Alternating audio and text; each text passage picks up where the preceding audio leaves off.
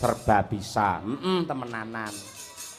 Yo saiki ngaturake bintang tamune. Ya. Penggembira kita. Mbak Eka uget-uget karo Mas Gareng Pacitan. Coba cak men salin rasa walang kekek cak. Ya nggih. Iki gandeng dagelan kok Jawa Timur Mas Gareng mesti ya walang kekek. Ya coba. Maka nggih ngurmati Mas Gareng dan Mbak Eka uget-uget. Dados.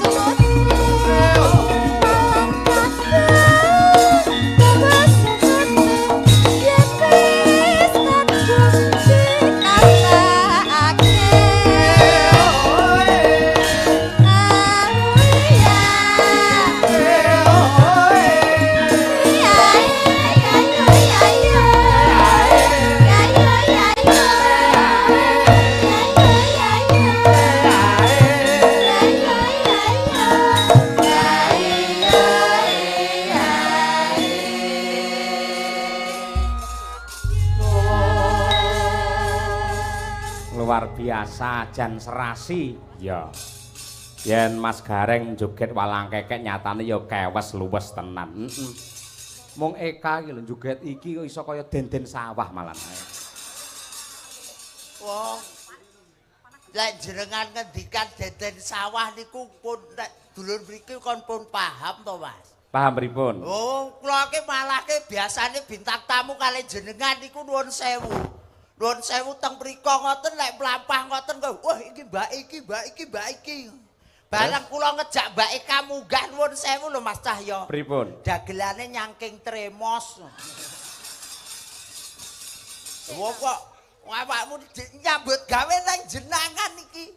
Nang jenangan nang wates. Sing ngomong ning Medion sapa? Ya tegese awakmu ki lho dadi dagelan semono lawase dadi sinden kondang. Nyapa? Ambok yo ditambahi dhuwurmu. Lho, iki ngono jenenge wong sing ngirit. Ora sombong jenenge kuwi apa?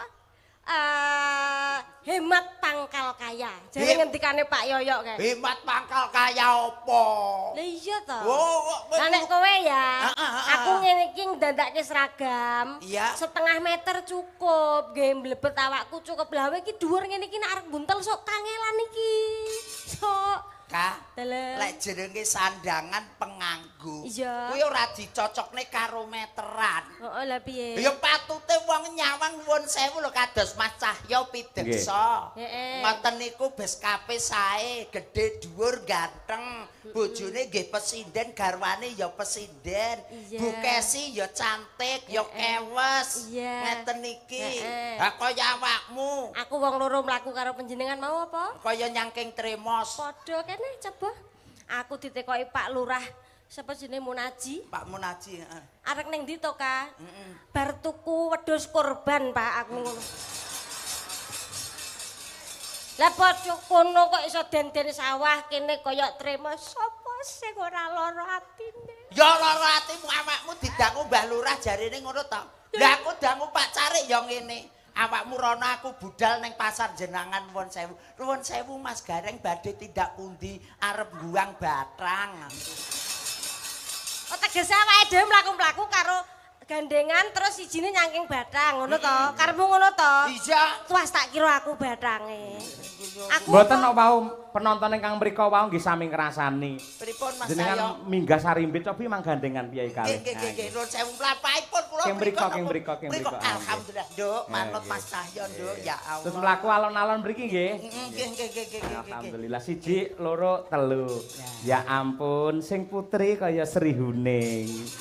Sing kakung kaya serigala.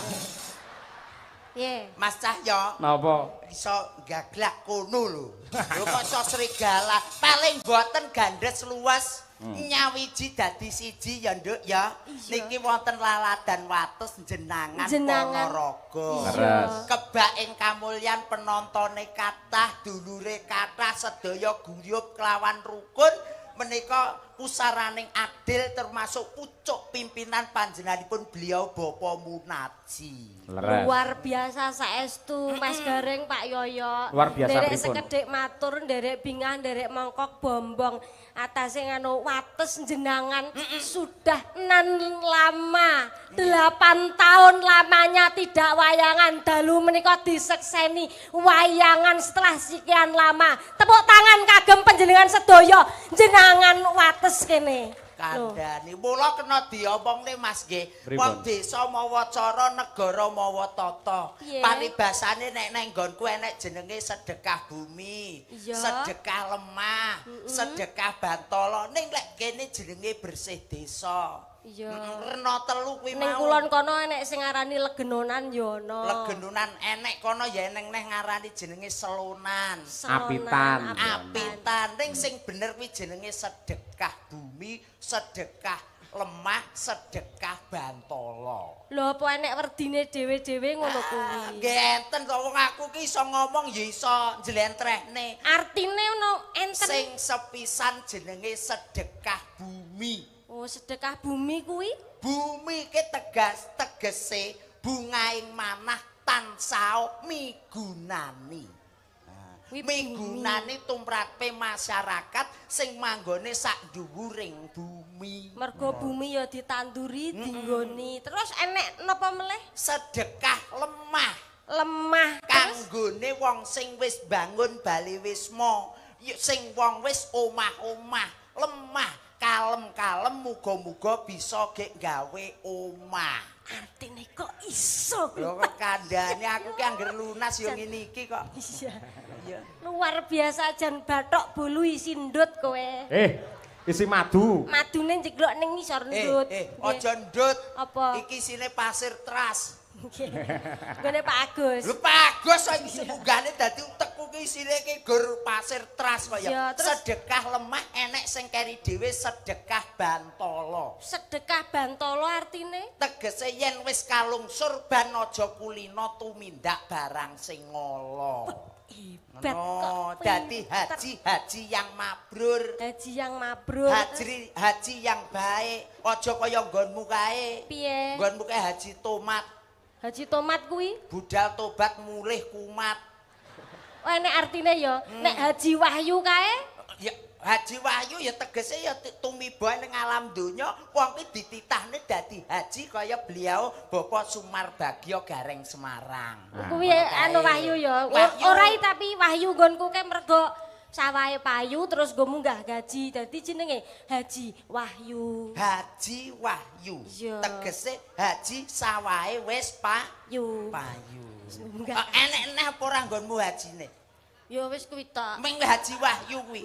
Lek hajah nggenku enek. Hajah mutmainah. Nggih. Hajah mutmainah. Mergo pancen wis tobat, mbiyen nun sewu wong wedok sing nuwakal banget, barang munggah kaji tobat terus mulih ditambahi jeneng, ya kuwi hajah mutmainah. Tegesipun napa, Mas? Mbiyen nalika urung hajah iku lino ngemuti barang sing ra genah dadi mutmainah. Ngumut barang sing ora genah kuwi sing kaya piye ya, Mas? Ya barakane permen. Marai ning untu gak apik ya. Alah nyang untu marai ogak, marai ompong, marai grepes kuwi ya kuwi.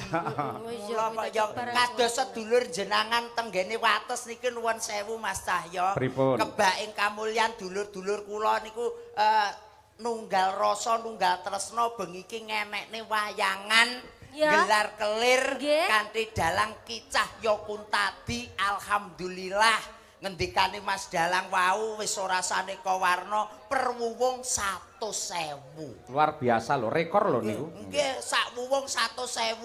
Nggonku tarik 5.000 gemreneng lho, Mas. Lah iya. Nggih, wong kula wis ditarik 5.000 gemreneng lho. Nggonku meneh. Apa? Malah nggumun ora tau enek wayangan. Wayangan pisan ora enek sing dodol. Lah terus? Ya wis sepi ngono sing delok hansip loro karo sing Pak Lurah 5 ngono tok. Ya kuwi kudu ditingkatne kaya beliau Pak Munaji kene. Ya luar biasa Mas karukunane bakul-bakul dalan kebak kabeh. Lah kuwi sing jenenge rejeki ora dienggo awake dhewe. Keluarga ageng wates kene nyatane awake dhewe lan Pak Yoyok sak keluarga kene dirawuhne ana kene to. Alhamdulillah. Ketumrapan rejekine keluarga ageng jenengan kene. Ora mung awake dhewe tok sing ketumrapan, para bakul-bakul sing ana kono kae ya ketumrapan rejekine keluarga ageng kene. Muga-muga keluarga ageng kene tansah pinaringan rejeki ingkang kathah. Amin. Rejeki ingkang berkah. Amin. Pinaringan sehat. Amin. Lan panjang yuswa. Amin. Sing urung entuk jodoh kaya sing ngomong ya ta. Muga-muga ndang entuk jodoh. Amin. Sing wis duwe bojo, muga-muga tambah ya Mas. Tambah berkahe. Tambah berkahe kakantenan putra lan putri ingkang soleh lan solehah ngono lho. Ah ibu-ibu langsung nyekaprut kabeh. Wah tambah berkahe ngono. Pamane sing duwe utang, muga-muga sing diutangi ya ndang lali ya. Nek ngono semangat kabeh. Kok iso utang ndang lali malah dikropyok wong pirang-pirang. Lah nek ikhlas ngono lho, tapi ya jenenge nek utang ki kudu ndang nyarutang. Lah ya ngono to. Saling mengingatkan. Betul. Bahu membahu kaya keluarga ageng kene. Keluarga ageng jenengan wates pripun kabare? Pangestunipun lak nggih sae to? Alhamdulillah panjenengan mriksani Mas Gareng kabul saking Pacitan. Sae nggih? Mas Gareng sae napa sae? Sae. Dalem piye? Mangkato dhewe. Lho iki sik anu adicara sak lajenge sik eneki. Apa-apa apik iki? Brobosan. Kok yo kulino awakmu lho.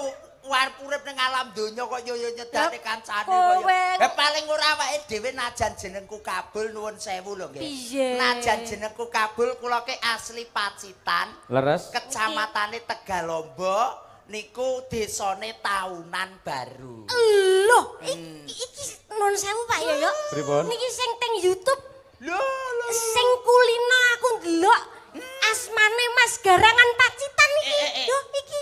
Iki apa? Garangan Pacitan. Jarangan Grawut nggonmu iku. Kok iso kaya Ya jare Pak Yoyok kan nek gendeng Surakarta Surakartan. Nek Sragen Sragenan. Nek Ngayogja Ngayogjan. Lah nek Gareng Garangan luwak. Kok ya Sik mau Mas Gareng mau alamate desane pundi? Lho lek kula nggih tetep Pacitan Kecamatan Tegalombo Desa Taunan Baru. Mbok menawi Mas Cahya Kuntadi jangkepipun? Kula Karanganyar, Kecamatan Jaten, Desa Jaten, Sawan kampungipun. Sami kali Mbak Kesi nggih. Sami. Alhamdulillah. Mbak Ika yo ditepangke. Luar biasa Pak Dalang Kondang yo dosen isi Surakarta. Saka Karanganyar Jaten. Wah, Jan moncer sansaya. Rungokno dhisik. Pacitan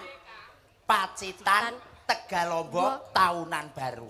Mas Cahyo Karanganyar Jaten. Dalang kondang dosen isi Surakarta tambah le misuwur moncer asmane luar biasa. Mas Gareng saking Pacitan. Wah, jan hebat nggih. Mbak Eka saka Kabupaten Sragen. Sragen. Men kenal. Nggih. Terus kecamatan saking Sragen Sukodono. Kecamatan Sukodono. Nggih. Desanipun Baliharjo. Lah dusunipun Mas nika Pacitan panjenengan Jaten. Ya. Karanganyar. Kula saking Sragen Sukodono Baliharjo. Pun niku. Dusune. Anu. Gitu.